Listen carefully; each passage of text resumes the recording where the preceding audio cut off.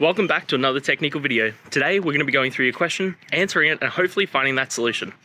Guys, remember to stay just a little bit crazy like me, and hopefully you find that resolution. Now, let's continue on to the video.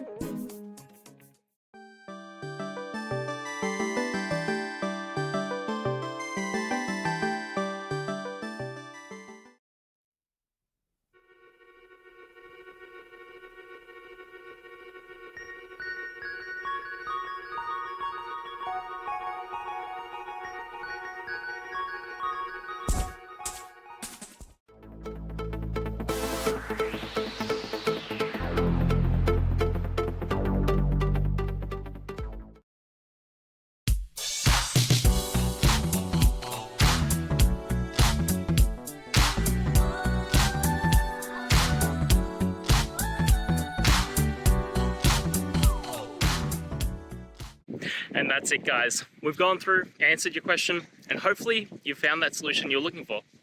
Guys, if you did, please hit subscribe. I'd really appreciate it. And until next time, you need technical help, I'll see ya. Have a good one.